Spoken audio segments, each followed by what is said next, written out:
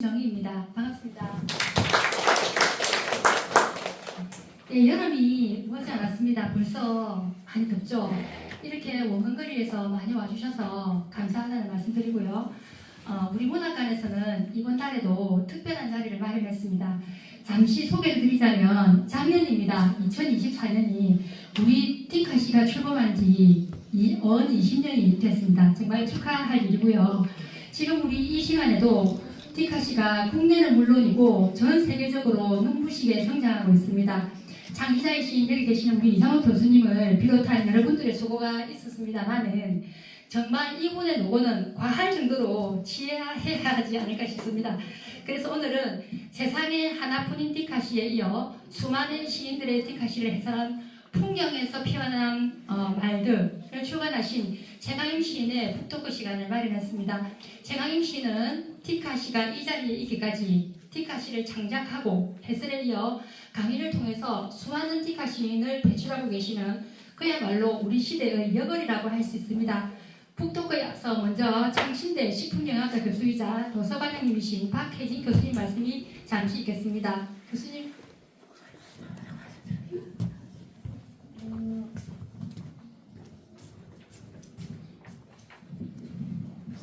제가 목소리가 안 나와도 말씀드린 도서관장 계십니다.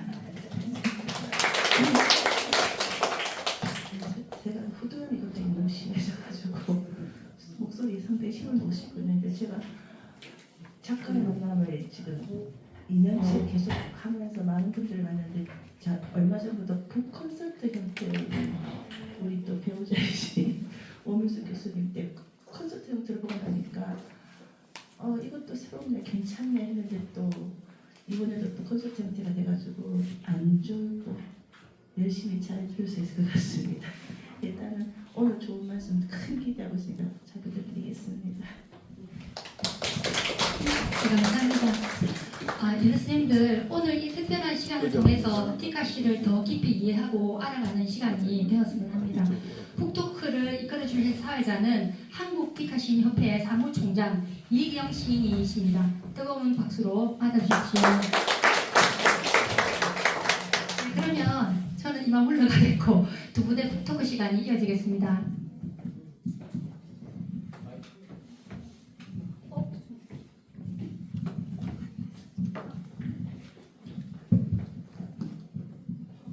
선생님들 반갑습니다. 저는 시도 쓰고 티카시도 쓰고 있는 이기영 시인입니다. 다시 한 번 더 인사드리겠습니다. 저희가 지금 예정된 시간은 1시간으로 예정이 되어 있습니다. 빠르게 진행을 하겠습니다. 아무리 빨라도 선생님들 잠깐 뒤쪽 창문을 한번 봐주시겠어요? 네. 눈부신 초록이 창문을 그냥 열고 들어올 것만 같은 환장하게 좋은 5월의 봄날입니다. 그래서 제가 정말 좋아하는 시인을 모시고 북토크를 진행하게 되어서 얼마나 기쁜지 모릅니다. 그래서 오늘은 제 힘껏 이 풍경에서 피어난 말들의 티카시들이 해설을 해주신 이 최강임 교수의 그 티카시에 대한 사랑 그리고 앞으로의 그 티카시의 비전 같은 것들을 중심으로 해서 들어보겠습니다.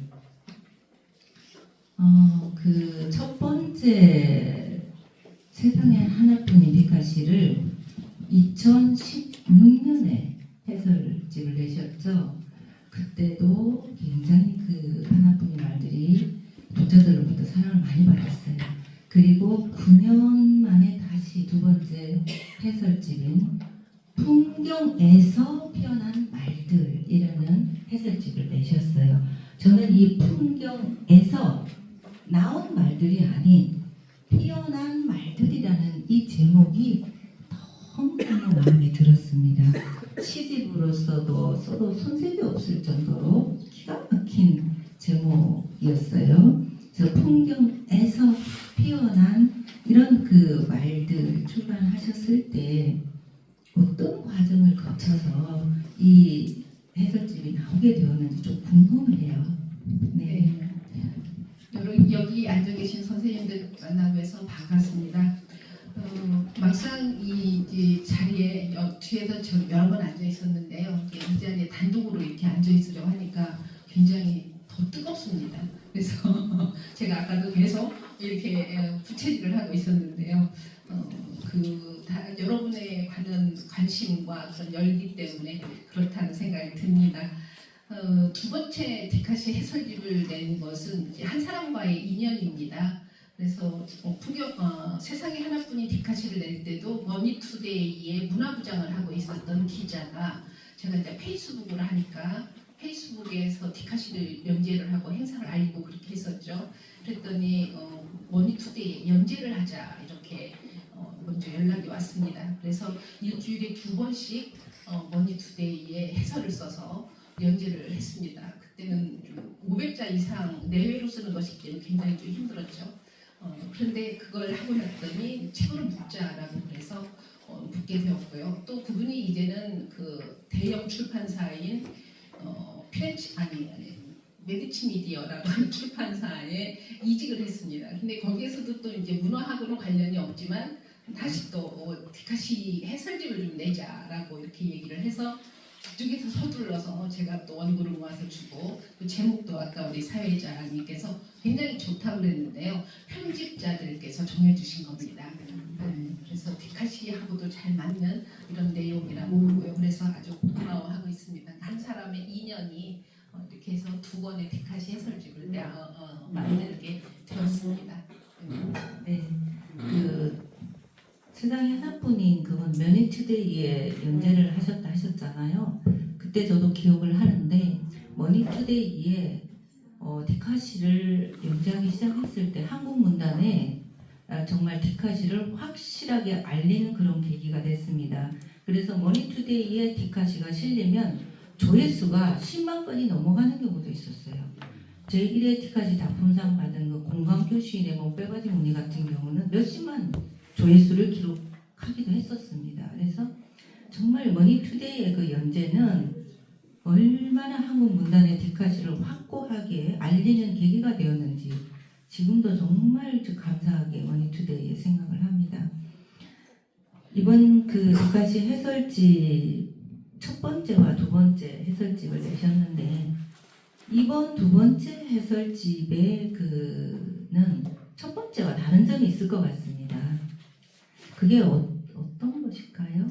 네, 첫 번째 해설집은 시인들에게만 제가 디카시를 청탁을 해서 해설을 달아서 냈습니다. 그런데 이제 그 사이에 사실은 또 생활문학으로서의 확산, 또 본격문학으로서의 확산 이렇게 되면서 일반 독자들도 디카시를 쓰게 됩니다. 공모전이 많이 생기고 그러면서 그래서 이번에는 시인, 독자, 그다음에 초등학생 또 해외에 있는 그 대학생, 그러니까 한국인이 아니고 외국인이죠.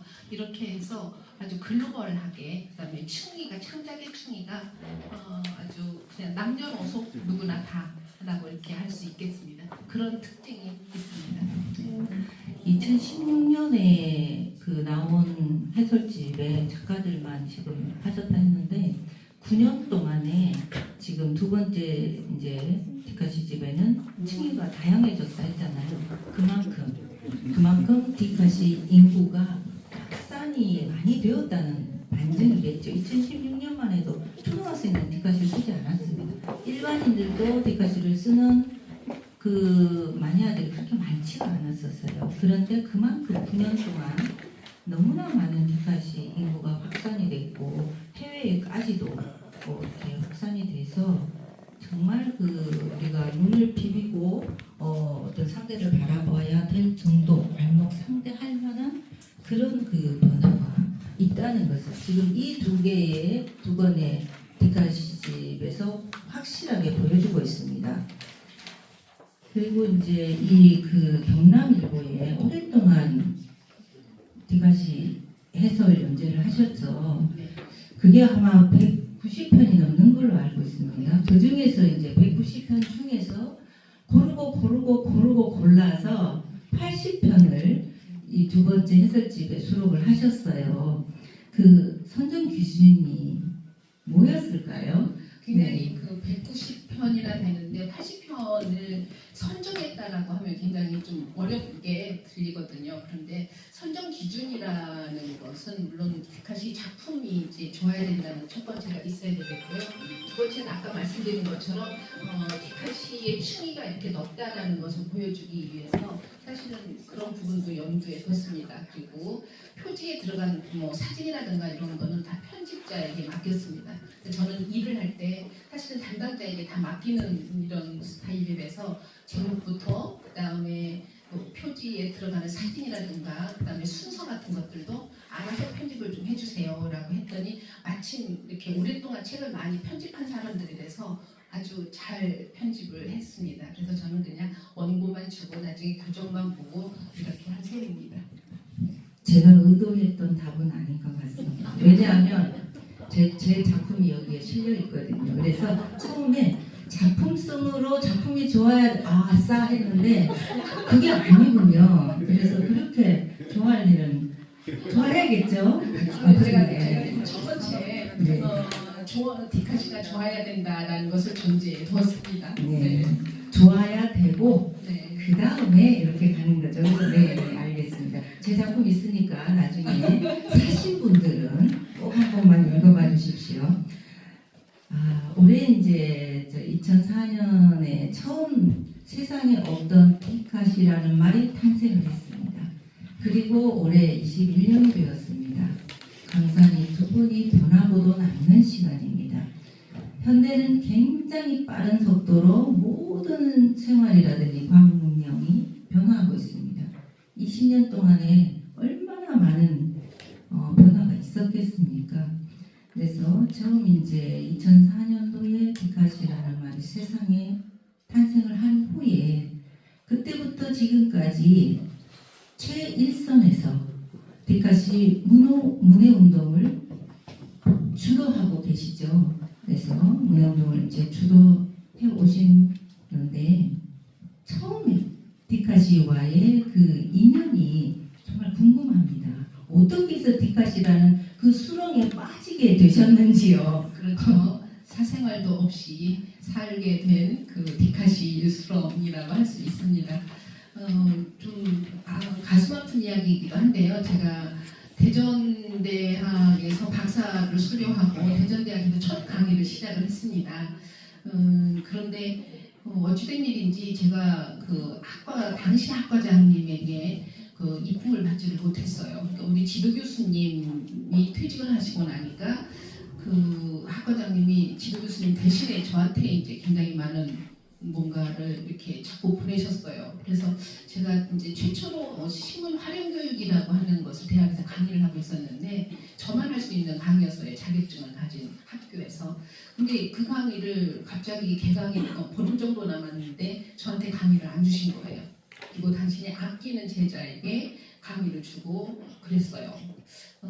그랬을 때 너무 황당했죠. 너무 힘들고 그때는 제가 이제 아시는 분들은 아시겠지만 제가 싱글맘이었습니다. 그래서 열심히 공부하고 밥을 벌어야 되고 아이들도 키워야 되고 박사 논문도 써야 되고 뭐 이런 과정이었는데 굉장히 많이 서럽고 그랬습니다. 그래서 지금이야 이렇게 씩씩하게 이야기를 하지만 당시는 굉장히 힘들었죠.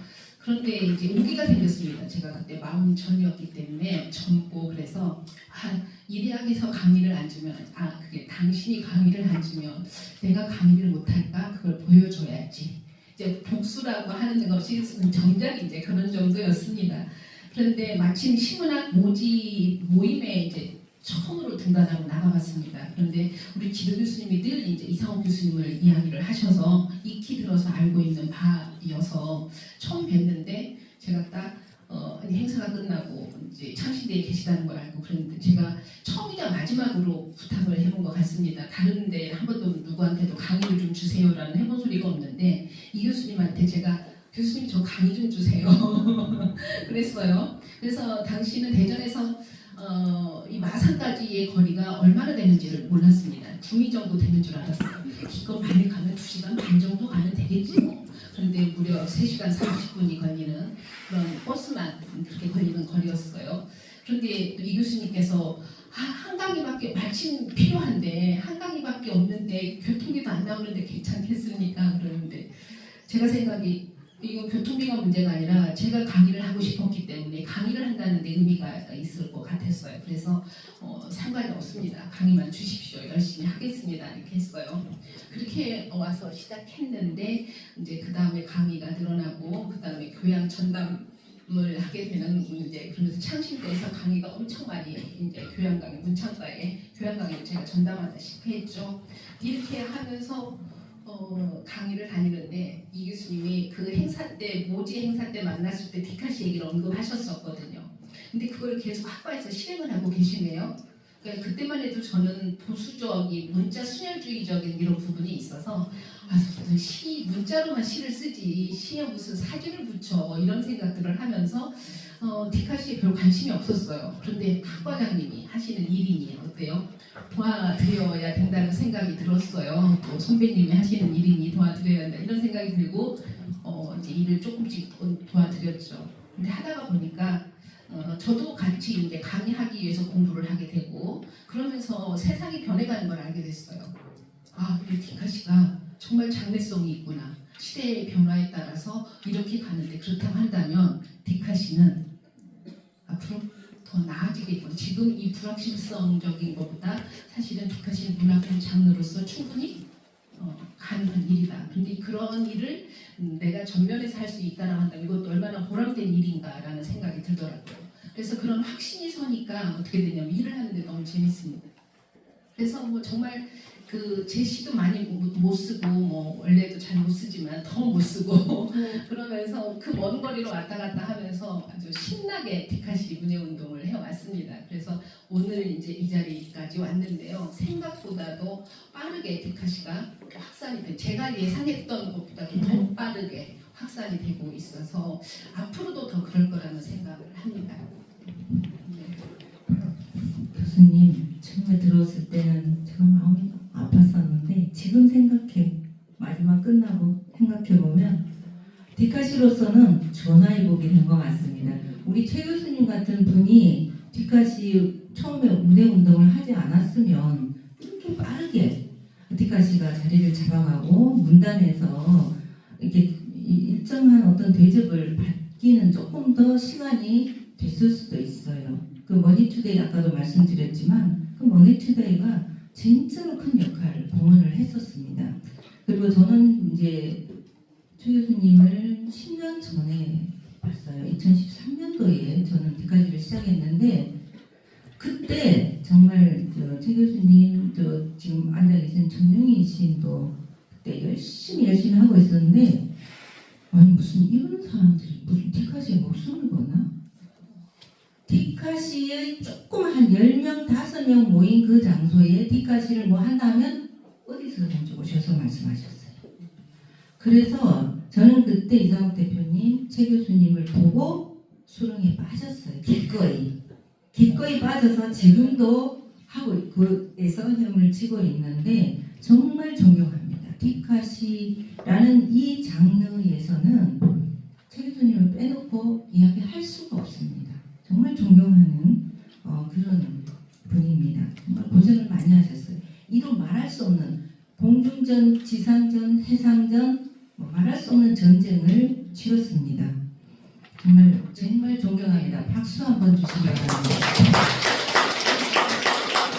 박수는 저만 받을 게 아니고요. 아까 공중전 뭐 이런 이야기가 나와서 그러는데요. 저만 그렇게 산전수전을 겪은 것이 아니라 이상욱 교수님 또 여기 우리 사무총장님 고발도 당하고요. 뭐 이런 일들까지 우리 천용희 선생님이며 디카시를 해오는 동안에 말 그대로 뭐랄까요 그 삼국지에 일어나는 그 전쟁 같은 그러니까 이 교수님은 트로이 목마의 전쟁, 트로이 전쟁이라고 이렇게 말씀을 하시는데 그런 정도의 그런 일들을 겪어가면서 사실은 이제 그래도 중심을 잃지 않고 이렇게 나아가고 있는 중입니다. 그래서 앞으로도 사실은 저희가 이렇게 할 수 있는 게 아니라 선생님들이 같은 방향으로 가주시고 그렇게 해야 사실은 저희도 더 열심히 또 할 수 있다는 생각을 합니다. 네. 이상욱 대표님께서는 늘 매 순간이 전쟁이다 이렇게 하면서 저희가 함께 해왔습니다. 좀 울컥해지네요. 고발도 당하고 막 법원에 심장이 막 벌렁벌렁합니다. 자, 이제 또 다음 질문을 이어가겠습니다. 지금 시인들의 전유물입니다. 일반인들이 접근하기가 굉장히 어려워요. 그런데 디카시는 접근성이 참 좋습니다. 좀 짧게 쓰기도 하고 그래서 접근성이 매우 좋기 때문에 시인들과 일반인들이 함께 이렇게 이제 디카시를 창작하는데 시인들보다는 일반인들이 창작하는 작품이 지금은 훨씬 좀 많은 경향입니다. 그런데 시인들과 일반인들이 작품을 쓰는 그 역할과 기능이 따로 있습니다. 그렇죠? 교수님 그 부분에 대해서 좀 말씀 듣고 싶습니다. 네, 디카시는 이제 원래 문학이라고 해서 이제 시문학의 한 장르로 디카시를 이야기를 해왔는데 대중들이 또 많이 쓰고 그다음에 대중들이 더 시인들보다도 처음 쓰는 시인들보다도 대중들이 2, 3년 더 써온 대중 일반 그냥 마니아들이 훨씬 더 디카시를 잘 씁니다. 그러니까 현재 2024년, 2025년 정도에 본다면 시인들이 쓰는 디카시보다 마니아들이 쓰는 디카시가 훨씬 더 디카시의 정체성에 가깝고 작품성도 좋은 편입니다. 대략 그러니까 다수가 그렇다는 거죠. 그건 뭐냐면 생활문학이면서도 사실은 디카시 전념하니까 누구나 공부를 하면 다 누구나 쓸 수 있다는 거예요. 근데 시인들은 아직 그 디카시를 시의 아류쯤으로 생각하는 경향이 있어서 문자에만 치중하는 성향들 때문에 그렇습니다. 그런데 이 디카시가 하나의 문학 장르로서 그 다음에 위에서부터 아래까지 또 전문 시인부터 초등학생 정도까지도 다 쓰는 그러니까 일본의 하이쿠처럼 전 국민이 쓰는 이런 디카시가 되려고 한다면 반드시 전문가들도 사실은 디카시를 창작을 해야 되는 겁니다. 그래서 대중들만 디카시를 창작하고 시인들을 창작하지 않게 되면 일시적인 어떤 유행으로 그치고 사그라질 우려가 있어요. 그렇기 때문에 반드시 중요한 것은 일반 대중과 그 다음에 시인들도 같이 써야 된다는 거죠. 그런 면에서 시인들이 쓰는 거는 결국에는 생활문학에서 시작을 하지만 대중이든 시인이든 간에 생활문학의 일상에서 시인이 고심을 하지 않고 즉각 써내는 이런 작품들을 이제 생활문학이다라고 한다면 생활문학은 누구나 처음에는 쓸 수 있는 거죠. 근데 그 생활문학에서 조금씩 더 어떻게 작품성이 있는 방향으로 나아가는 것. 그랬을 때 문학이 본격 문학이라고 되는 거죠. 문학이라고 하는 것은 뭐니 해도 뭐예요? 예술성이죠. 미의식이 있어야 되는 겁니다. 그러니까 일상 언어를 가지고 디카시를 창작하는 것도 가능하지만 언어에 미학이 있어야 되는 그것이 예술입니다. 그래서 디카시가 예술이 되려면 본격 문학으로 들어가야 되는 일이거든요. 그래서 생활문학과 본격 문학을 우리가 임의적으로 구분을 하지만 결국에는 디카시의 핵심은 미학을 담은 언어의 미학, 그 다음에 시의 미학을 담은 작품으로 창작해내는 것입니다. 그래서 현재는 그렇게 구분하고는 있습니다. 생활문학이나 본격문학이나 그렇습니다.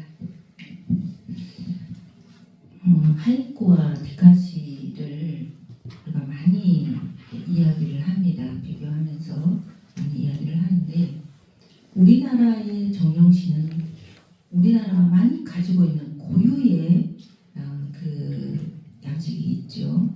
우리나라만 있습니다. 고유의 정형신 시조가 있습니다. 그런데 일본에는 일본의 정형신 고유의 시 장르가 있어요. 그거는 굉장히 오랫동안 창작되어 온 그 문학의 한 양식입니다. 그리고 거의 대부분의 그 일본인들이 이 하이쿠라는 시를 창작을 합니다.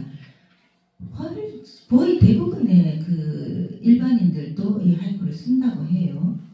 그런데 이 이제 하이쿠는 일본인들만 창작하는 게 아닙니다. 전 세계적으로 확산이 돼가지고 전 세계에서 그 읽고 창작하는 그런 아주 인기 있는 시의 장르입니다.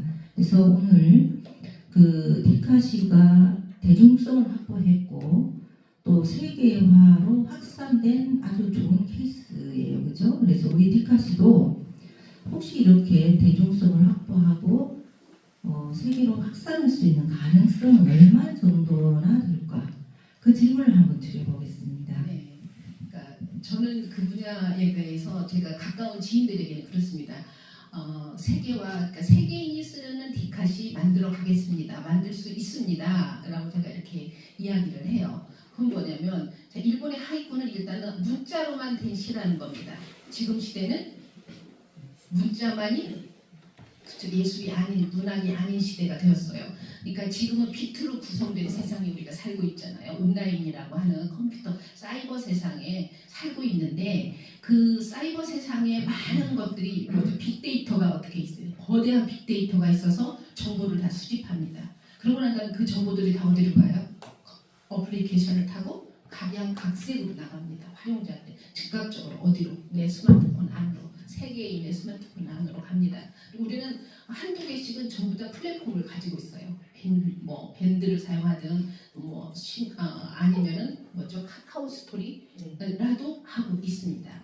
이제 그런 시대예요. 그러니까 그 400년 전부터 그 하이쿠 형식으로 갖춰오면서 지금의 하이쿠가 됐듯이 써왔던 일본의 문자 17자 이내로 쓰는 하이쿠보다도 사실 20년 안에 이만큼이 될 수 있었던 건 앞으로 20년 아니면은 세계인들이 코리아 하면은 디카시를 얘기를 하는 가능성이 많다고 저는 확신을 합니다. 그건 뭐냐면 바로 이런 시대의 변화 때문에 그렇습니다. 시대의 변화인데다가 그 다음에 또 우리 의미가 많이 바뀌었죠. 이제 언어를 소통한다라는 건 뭐냐면 문자만이 소통이 아니라 이미지도 문자화됐다는 겁니다. 그리고 이 디지털 매체 시대에는 이미지예요. 이미지인데 그런 어떤 이미지의 신속성 이런 것들이 있습니다. 거기에다가 디카시는 지금 3박자가 거의 다 맞춰졌습니다. 완벽하게 맞춰진 셈입니다. 그러니까 우리나라 문학사에 보면 카프문학이라고 1925년대에 그래서 32년도에인가 이제 막을 내린 카프문학이 있습니다. 프롤레타리아 문학이라고 하는데요. 그 문학은 김림이나 이런 사람들이 서양의 이론을 들여왔습니다. 그리고 그다음에 북으로 간 임화 시인이 사실은 내거리의 순이라든가 이런 그 프롤레타리아 문학을 창작을 좀 했죠. 그런데 창작자가 많지는 않았습니다. 서양의 이론은 이미 들어와 있는데 그래서 창작자가 없으므로 이론을 펼쳐나갈 수가 없는 겁니다. 이제 그렇게 지지분해하고 있던 그런 차에 일본에서 강제로 또 해산시키기도 했고요. 그렇게 해서 하나의 문학 장르가 반짝 떴다가 몇 년 사이에 사라졌어요. 그런데 지금 디카시는 어떤 거냐면 이미 창작은 시인부터 대중화, 일반 마니아들까지 쓰고 있습니다. 거기에다가 협회와 연구소에서 우리 그 학술 심포지엄을 계속 해왔습니다. 몇 회죠 지금 현재? 5회? 6회째 벌써 됩니다. 그러면서 그 다양한 그 디카시의 이상업 교수님의 디카시 창작 입문이라고 하는 디카시 개론에 맞추어서 강론들이 나오고 더 진화된 그 발전한 이론들이 평론들이 나오고 그것을 뒷받침하고 있고 창작자들이 많으면 창작자들이 많은 만큼 그만큼의 서평들, 비평들이 쏟아지고 있어요. 그래서 이 창작자와 서평, 비평자와 이게 있습니다. 거기에다가 발표할 수 있는 지면이라고 할 수 있는 비트의 세상이 있습니다. 이제 그렇게 확산이 될 거라는 본 거고 요즘에는 다시 또 우리가 지금 뭐냐면 우리 삶이 문화의 시대로 진입을 했습니다. 시간 많이 남아돌잖아요. 너도 나도 없이 뭐냐면 문화인이 되고자 해서 자기 개발을 많이 합니다. 자기의 취미라든가 또 다른 어떤 그 제2의 제3의 어떤 직업을 개발하기 위해서 끊임없이 공부들을 하죠. 그러한 시대에 여가 생활로서 고품격의 문화 생활을 할 수 있다라는 것이 디카시예요. 인간의 최고의 품격을 말한다고 한다면 창작하는 일입니다. 그런데 디카시를 창작하는데 시를 창작한다라고 하는 이런 대중들의 문화 욕구와 맞아 떨어지는 거죠. 그런 시대적인 변화 따라서 그렇고 지자체에서 또 문화관광 콘텐츠로 공모전을 합니다. 그러니까 내가 그냥 써서 온라인에 발표하는 이런 것보다도 사실은 입상까지도 할 수 있네. 이런 게 다양하게 있습니다. 잡지도 제가 하고 있는 시와경제든 그다음에 개간 디카시 그리고 또 한국 디카시를 창간하고 있는데 다양한 부산에 있는 또 한국 디카시죠. 세계 디카시도 있고 이런 잡지들이 만들어지면서 많은 지면을 또 만들어내고 있고요. 이런 것들이 전부 다 만들어졌어요. 거기에다가 제도권에 또 진입을 했습니다. 디카시가 머니투데이에 연재했었던 작품 중에 한 편이 교과서에 2018년도에 실리게 되면서 아주 탄탄한 공신력을 얻게 된 거죠. 지지 기반을 얻게 된 겁니다. 그리고 여기 책에도 있습니다. 두 편이 중학교 국어 교과서에 실렸습니다. 자, 이러한 뭐랄까요, 그 제도권이라는 것과 있고요. 대학에 또 정규 과목으로 디카시가 생겼어요. 경남정보대학교에.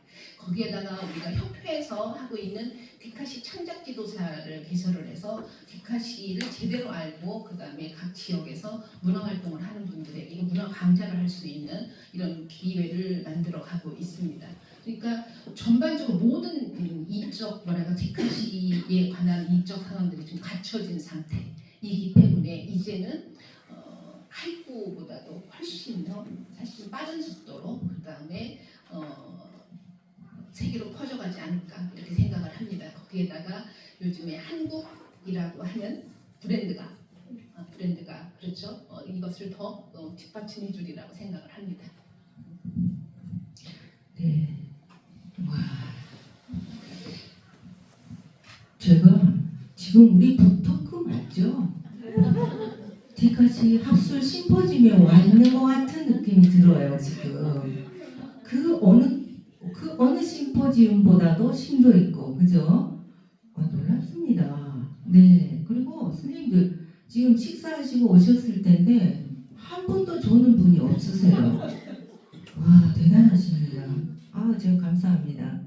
그래서 너무 지금 너무 진지하게 흘러가고 있어요. 이 북토크 쪽으로 잠시 방향을 좀 틀어야 할 것 같습니다. 교수님. 네. 이거는 질문지 없는 질문입니다. 제가 사전에 말씀 안 드렸어요. 몇 년 전에 포르투갈 여행 다녀오셨죠? 2023년 겨울이었나요? 네네. 네네. 2달 동안 갔다 오셨죠? 70일. 와. 저는 그냥 스쳐 지나왔는데 70일간. 어떤 점이 제일 좋으셨어요? 포르투갈 그 여행 70일간 중에서 무엇이 제일 좋으셨나요? 그 진짜 어려운 질문이네요. 지금 빨리 말씀해 네, 주세요. 그래서 제가 굉장히 지금 말의 톤이 좀 빠른 편인데요. 1시간 안에 끝내야겠다 이런 생각 때문에 지금 그러는데 충분합니다 시간이. 네. 가장 많이 나왔던 거는 그 포르투의 건물들이에요. 건물들이 스산합니다. 스산하고 폐허 같아요. 그런데 그 폐허 같은데 놀랍게도 이런 말을 하면 참 안 되겠지만 그 폐허가 아름다운 겁니다. 그리고 더없이 마음이 편안해져요. 그 얘기는 뭐냐면 저조차도 이 대한민국 국민으로 사느라고 너무 많이 지쳐 있구나. 이렇게 많이 발전하지 않아도 되는데 포르투에서는 이런 폐허 속에 이런 건물들, 빈 건물 사이사이에 살고 있으면서도 사람들이 이렇게 여유 있고 친절하고 얼굴 빛들이 좋은데 나는 겨우 70일 이제 그 정신없이 살다가 여기 와서 보니 사실은 좋은 건물을 가져야 되겠다고 생각을 하고 좋은 집을 가져야겠다고 생각하고 그 무한대로 경쟁 속에서 내박쳐져서 살다가 와서 내가 느끼는 것이구나라는 생각을 했습니다. 그러면서 여행을 돌아다니지는 않고요. 저희가 생활문화이라는 것을 얘기를 했어요. 그러면서 그냥 아시안마트에 가서 배추 사다가 김치를 담아서 먹고 고추장 가지고 가서 음식을 해서 먹고 김치전도 부쳐 먹고 그러면서 하루 일과 이제 다리 있는 쪽으로 그 동로이스 다리에 산책을 갔다 오고 그리고 또 저녁을 해 먹고 매일같이 똑같은 풍경을 똑같이 보러 산책을 나가고 그래서 하루에 한 17,000보 2만 보 가까이 걷고 들어와서 또 글을 쓰고 밥을 해 먹고 이렇게 빨래를 해서 널고 이렇게 지내다가 왔습니다. 그래서 그 점이 좋습니다. 그리고 둘이만 있어도 세상이 가득하다는 것. 네. 수산한 건물이 마음에 들었다가 마지막에 누굴 의식했는지 모르는 말씀으로 끝을 맺어주셨는데 좋습니다. 오민석 교수님, 부근이신 오민석 교수님께서도 자리했습니다. 오민석 교수님께도 질문을 드리겠습니다. 교수님, 무엇이 가장 좋으셨나요? 포르투갈에서요? 네. 저분하고 같이. 아니 왜 그러세요? 동상이몽이라는 걸 제가 밝히기 위해서 질문을 드린 건데 똑같이 이렇게 말씀하시면 누구나 어떤 게 좋은 일은 그리고 좋은 풍경, 좋은 여행 이런 거는 혼자 있으면 의미가 없는 거예요. 참 좋네 이게 누구랑 같이 해. 혼자는 아닌 것 같아요. 에이. 에이. 앉으십시오, 교수님. 두 분께 박수 좀 주시기 바랍니다. 네. 너무 이렇게 주제가 너무 진중하게 흘러가서 제가 좀 웃자고 잠깐 방향을 좀 틀었습니다. 자, 다시 또 좀 틀어서 가도록 하겠습니다.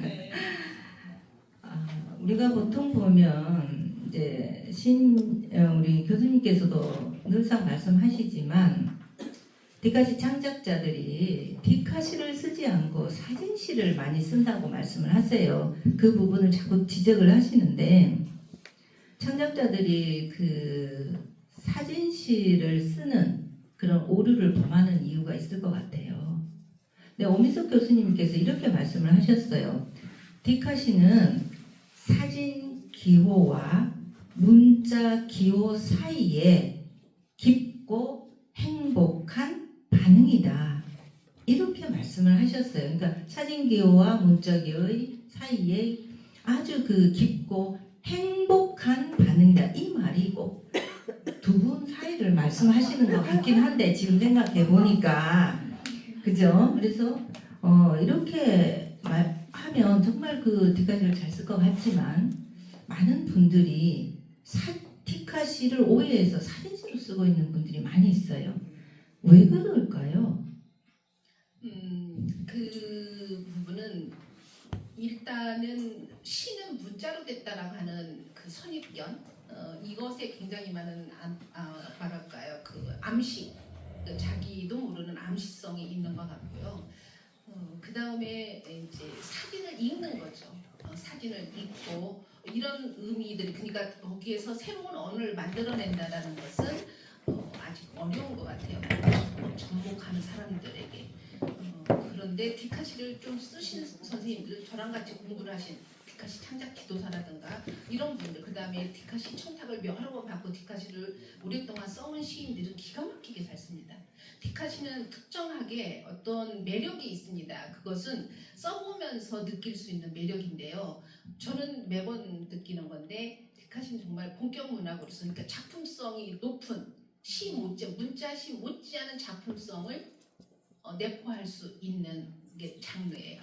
디카시는 굉장히 그 매력이 아까 말한 것처럼 문자 기호와 사진 기호의 융합인데 무조건 융합이 아니라 서로를 밀어내는 듯하면서 사실은 하나가 되는 거죠.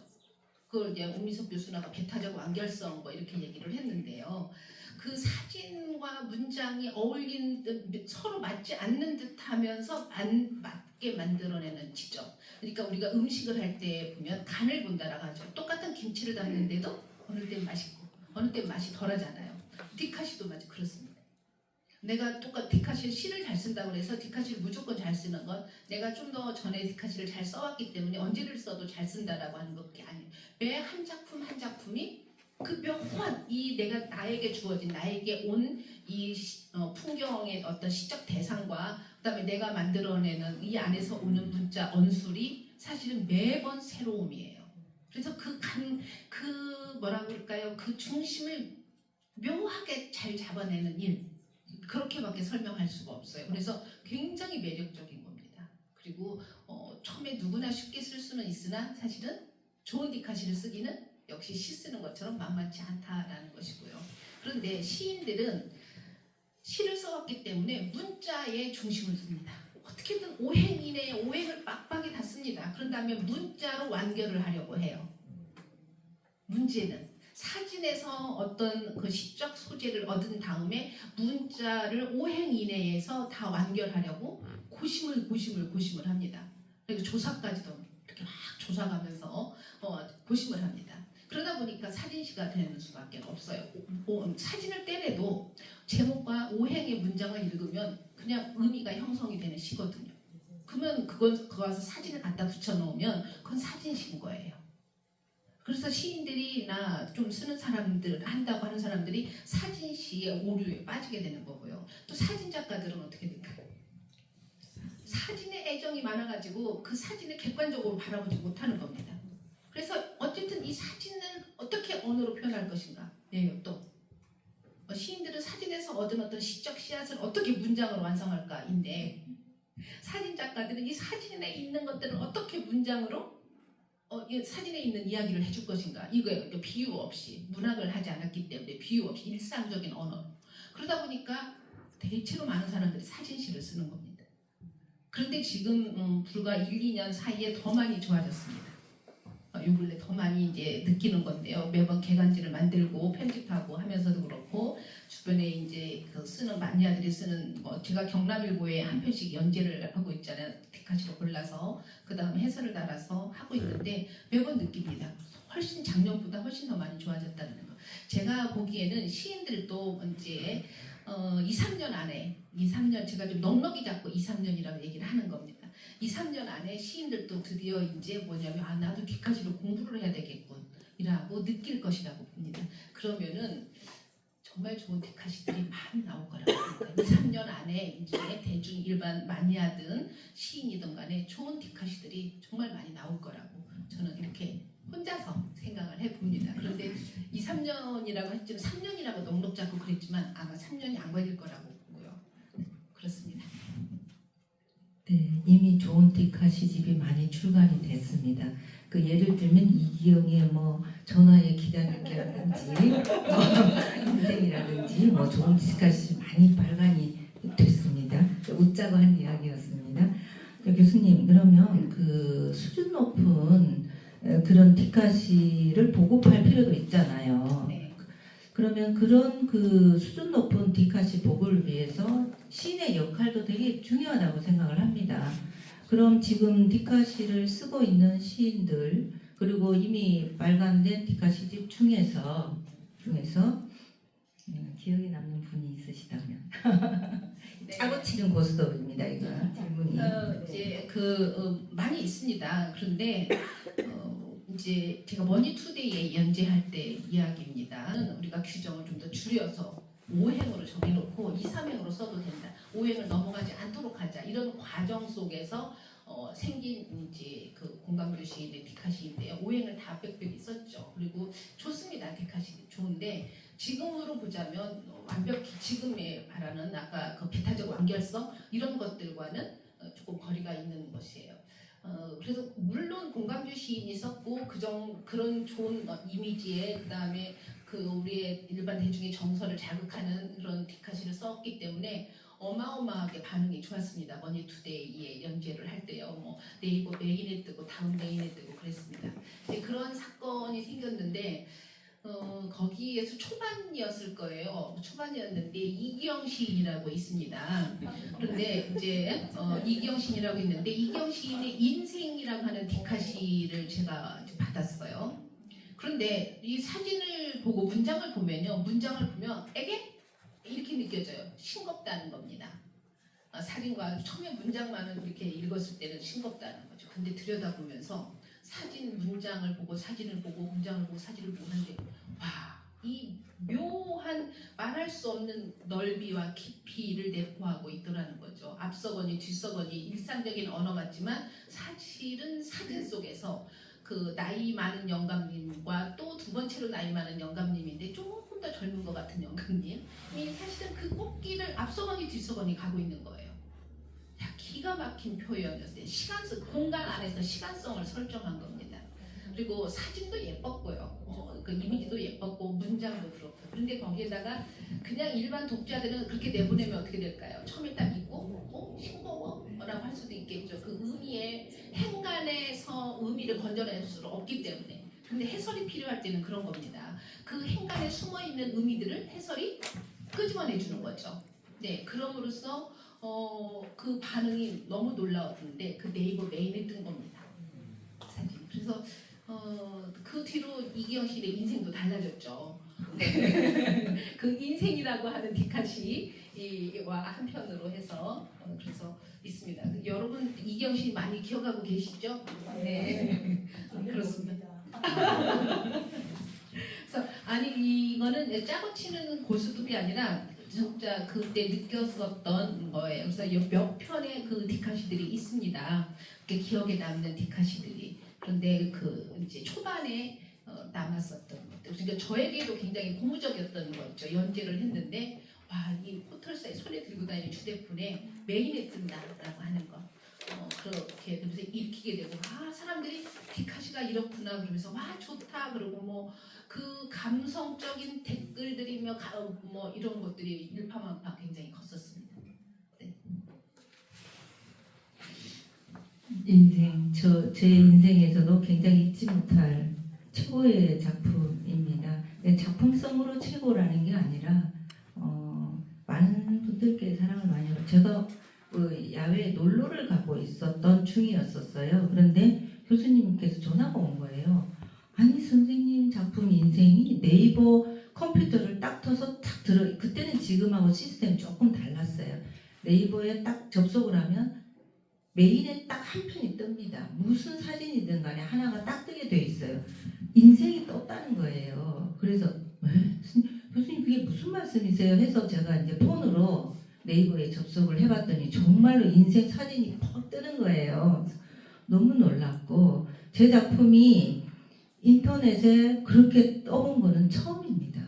그래서 수렁에서 빠져나올 생각을 하지 않고 그냥 계속 가기로 했어요. 내게 이런 행운을 주는 기회를 줬는데 내가 뭐 여기에서 빠져나가겠느냐 해서 지금까지 오고 있습니다.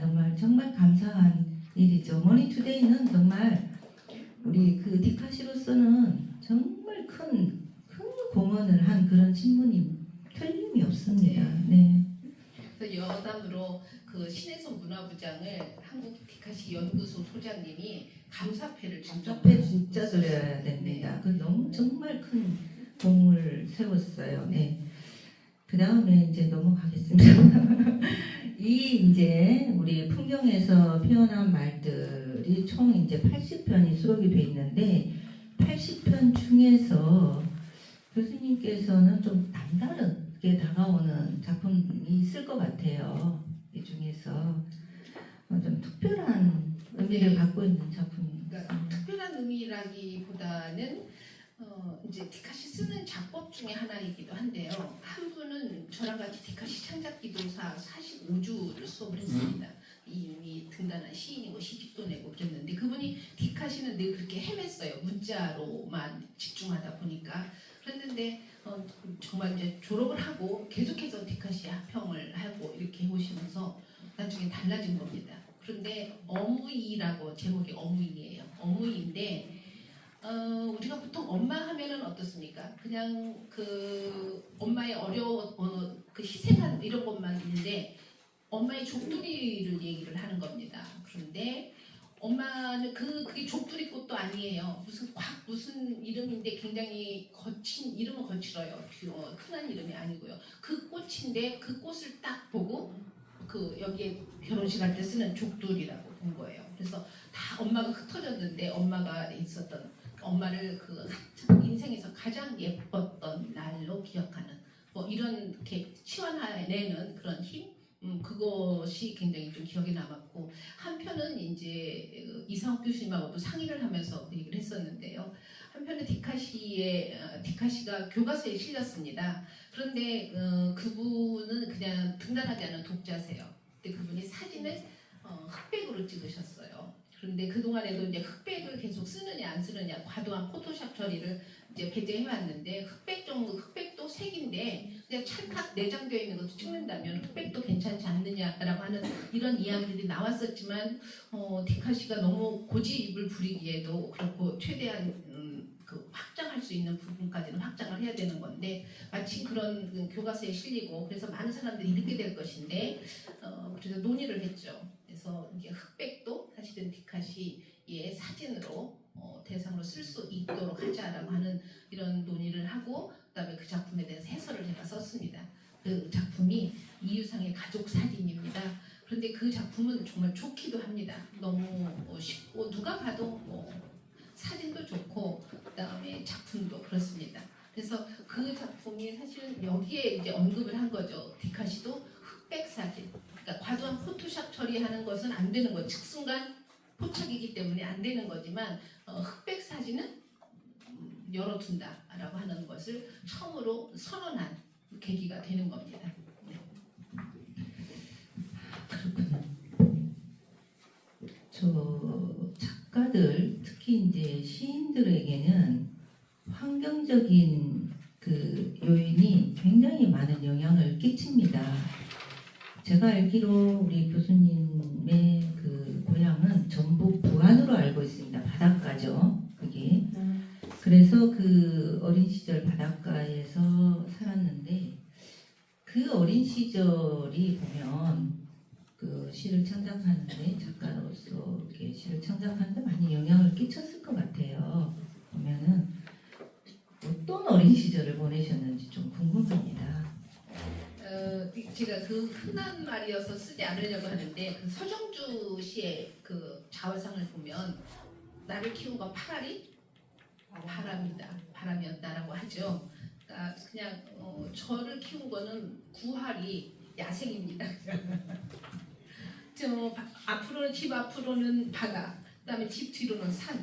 네, 그래서 뭐 학교 갔다 오면 가방 던져놓고 마루에 던져놓고 고사리 꺾으러 가고, 그다음에 막 그 고사리 꺾으려고 갔는데 막 열심히 꺾다 보면 고사리가 유단히 많은 거예요. 그래서 막 와 이거 웬일이야 못 꺾는데 이렇게 땅이 파여 있는 거죠. 그러면 뭐예요? 이렇게 이장을 하고 남은 그 묘자리인 겁니다. 어린 나이에는 그게 얼마나 무섭습니까? 산속에서 기겁을 하고 뛰어내려오다가 그 많이 꺾었던 고사리 다 엎어지고 없고 빈 바구니 들고 내려오고 뭐 이런 것들.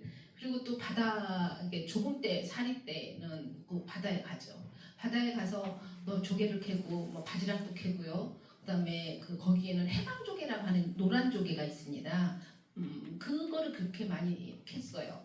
근데 그게 해방되던 그 해에 먹을 것이 없는데 해방되던 해에 그 조개가 나타나서 사람들이 많이 그렇게 캐다 먹고 배를 채웠다고 해요. 그래서 이름이 그냥 해방조개예요. 그런데 그걸 그렇게 캐러 다니고 그다음에 달밤에는 구럭을 메고 개를 이렇게 목장갑을 끼고 바위 밑에 넣으면 개가 뭅니다. 그래서 손을 이렇게 저으면 개가 딱 물어요. 자, 그래서 구럭에 담고 이런 정도로 거의 그 야생으로 산 거죠. 네.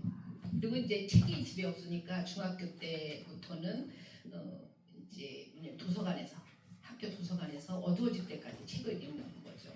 그래서 제가 제일 먼저 시리즈로 읽기 시작한 게 셜록 홈즈의 그 탐정 시리즈였어요. 이제 그렇게 읽으면서 제가 어린 나이에 그 박계영이라고 하는 그 삼류 소설을 쓰는 아주 그 마을마다 마을회관의 전집으로 놓아두는 소설이었었어요. 그러니까 시리즈가 쫙 있습니다. 막 단편을 막 묶어서 시리즈가 20몇 권 있는데 그 어린 나이에 그 박계영의 그런 그 B급도 아니죠. C급 그런 소설을 읽게 되면서 이제 너무 글이 심심해진 거죠. 그래서 중학교 때 수필 읽고 이제 그렇게 되면서 쉽게 건너뛰었습니다. 그 문학 작품으로 이제 그런 것도 읽었기 때문에 그렇게 자랐습니다. 그리고 이제 고등학교 때는 이제 그래도 그 전주로 유학을 나온 그나마 그 유학생입니다. 그 변산 깡촌 바닷가에서 전주시로 유학을 온 그래서 자취를 하게 되는 그래서 제가 또 유학파입니다. 네. 와, 야생 소녀에서 갑자기 유학파로 확 건너뛰는군요. 네, 그런 것들이 어린 시절에 그런 경험, 체험이 육화되어서 녹아들어서 그 좋은 시를 쓰지 않나 그런 생각이 듭니다.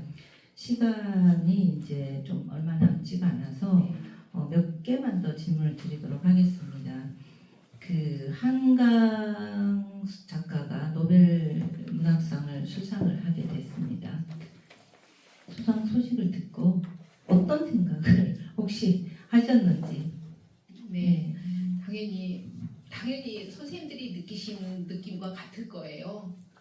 일단은 내일처럼 가슴이 벅차고 뭔가 내가 그런 것처럼 그 다음에 바로 몇 초도 안 건너서 들었던 생각이 와 디카시도 이제 이런 생각이 들었습니다. 그러니까 문학으로서 이제 한강 작가가 노벨문학상까지 탄 거죠. 그러면 한글이라고 하는 것에 대한 관심. 안 그래도 제가 한글 디카시를 이제 해외 대학생들에게 인도나 뭐 인도네시아나 또 다른 이런 대학의 한국어를 전공하는 학생들에게 한글 디카시를 이야기를 하고 있어요. 그 한국의 그 대학에 주재하고 계시는 교수들을 통해서 해가고 있는 중인데, 와 이제 한 그 노벨문학상을 탔으니 그런 발판과 그런 힘을 더 가지고 이 디카시, 한글로 쓰는 디카시도 엄청나게 빠르게 확산이 되겠구나라는 이런 생각을 했습니다. 그러니까 아시는 분은 아시겠지만 우리 한국어가 세계에서 얼마나 사용할까요? 세계인들이. 영어는 한 30% 좀 웃돈다고 해요. 여전히 듀오링고에서 언어를 공부하는 앱이 있습니다. 세계적으로 많이 쓰는 듀오링고에서 여전히 영어는 1위입니다. 2위가 스페인어예요. 도대체 그러면 한글을 다운받아서 한국어를 공부하는 세계인들은 그러니까 듀오링고에서 몇 위 정도가 될까요? 한글은 3등. 그건 너무 나간 거고요. 제 생각에는 럭키 세븐 정도 되지 않을까 싶습니다. 맞습니다. 이제 찍었는데 맞네요. 중국이 7위였었는데요. 중국이 제끼고 7위에 올라섰습니다. 2023년도의 일입니다. 이제 그런 추세라고 한다면, 그리고 유럽에서도 한국에 관한 인기가 한국 김치 뭐 이런 것도 그렇지만 케이푸드도 그렇지만 한국어과에 대한 인기가 어마어마합니다. 30대 1, 그러니까 인도 네루대학 같은 경우는 3,300대 1 뭐 이렇게 될 만큼 어마어마하다. 30명 정원인데 그렇게 몰린다는 겁니다. 그래서 한강 작가와 더불어서 사실은 이제 한글 디카시가 더 세계화되는데 커다란 뒷받침을 해준 일이 됐다라고 이렇게 생각을 했습니다. 디카시도 충분히 K컬처러처로서의 확장성을 확보하고 있다고 그렇게 느껴집니다. 좀 전에 인도 네루대 3,300대 1을 했는데 우리 해외 대학생만을 대상으로 하는 디카시 공모전을 열면 네루대 학생들이 한글로 저희 공모전에 응모를 합니다. 뭐 네루대뿐만이 아니고 뭐 캄보디아, 베트남 뭐 이런 데서도 학생들이 응모를 하고 있습니다. 마지막 질문을 드리겠습니다. 교수님께서는 지금 2권의 해설집을 내셨어요. 다른 작가들의 작품을 해설을 쓰셨습니다. 그런데 정작 본인의 디카시집은 아직 저희가 만나지를 못했어요. 언제쯤이면 저희가 교수님의 디카시집을 만날 수 있을까요? 네, 제가 이런 질문을 그렇죠. 좀 난처한 일이기도 한데요. 그렇죠. 내야죠. 내야 되는데 어떤 무게감이 있느냐면, 그러니까 저는 지금도 시집을 2권밖에 출간을 못했어요. 근데 그게 그러니까 제가 흡족하지 않은 작품을 가지고 계속해서 시집을 묶어내는 것보다는 사실은 내가 조금이라도 나에게도 흡족한 작품이었을 때 좀 내는 게 낫겠다. 그래서 많은 양이 중요한 게 아니라 어떤 시를 쓰는 것이 중요하겠다라는 생각을 해오는 겁니다. 그렇다고 해서 제가 정말 좋은 시를 쓰는 건 아닌데 그런 생각이 들어서 하다 보니까 자꾸 미뤄지고 그렇습니다. 그리고 사실은 아까 말씀드린 것처럼 사생활이 없는 거의 이제 이 디카시 운영도 뭐 강의하면서 또 디카시 일을 하고 이러다 보니까 제 글은 정작 많이 못 쓰는 상황도 됐었고요. 그런데 올 연말이나 내년 초에 되겠습니다. 박수 한번 주시기 바랍니다. 기대하고 있겠습니다. 네, 점심 식사하시고 조금이 막 밀려오는 5월의 어느 봄날에 이렇게 함께 해주셔서 정말 깊은 감사드립니다. 그래서 다음에 또 우리 문덕수 문학관에서 이렇게 좋은 작가의 만남이 있다면 오늘 오신 선생님들 다시 자리해 주신다면 대대손손 복을 받으실 겁니다. 네, 꼭 다시 또 같이 함께 하는 자리가 있기를 기대하면서 저희가 3시까지 합의를 했기 때문에 오늘 여기서 마치는데 마지막으로 우리 교수님께 오늘 이 자리를 함께하는 그런 어떤 감회? 네, 마지막으로 한 말씀만 듣고 끝내겠습니다. 네, 이제 그런 생각을 합니다. 왜 이렇게 내시도 쓰지 않으면서 사실은 디카시 문예운동을 이렇게 해오는가 이런 생각도 많이 하죠. 그러는데 한편으로 생각을 해봅니다. 왜 이렇게 하지? 그러면 늙어서 잘 살고 싶은 겁니다. 늙어서 잘 살고 싶은 거. 그래서 가끔이지만 이렇게 제가 왔을 때 그 다음에 어디 북토크나 이렇게 갔을 때 또 좋은 선생님들, 좋은 분들과 만나서 이야기도 나누고 자주는 아니지만 그래서 좋은 사람들끼리 또 뭉치게 되고 모이게 되고 그다음에 시를 쓰는 사람들끼리 모이게 되고 이렇게 되면 늙어가면서 덜 외롭지 않을까라는 생각을 해요. 그래서 제가 40대부터 준비했던 것이 나는 늙는 일이 외롭다라고 생각하지 않는 삶을 준비를 해야지 이렇게 생각을 하면서 왔었습니다. 그런데 이 자리에 계시는 선생님들도 마찬가지죠. 제가 오늘 들어왔을 때 사람들이 선생님들이 미처 안 오시고 그래서 다 자리가 굉장히 많이 비어 있었어요. 그래서 굉장히 조마조마했습니다. 사실은 아는 분도 없는데 여기 멀리 와서 사실은 텅텅 빈 자리에서 내가 또 강의를 이야기를 하면 어떻게 되나 또 이런 생각을 했는데요. 마침 선생님들께서 이렇게 꽉 채워주셨습니다. 그래서 제가 나이를 먹어가는데 외롭지 않는 삶 그래서 시를 쓰는 사람들과 만나서 서로 이야기하고 외롭지 않게 좋은 사람들과 잘 늙어가겠다라고 하는 이 자리 오늘 하루를 또 선생님들께서 그렇게 메워주시고 그 다음에 또 그래서 다음으로 가게 만드는 이런 자리가 되었습니다. 그래서 고맙습니다.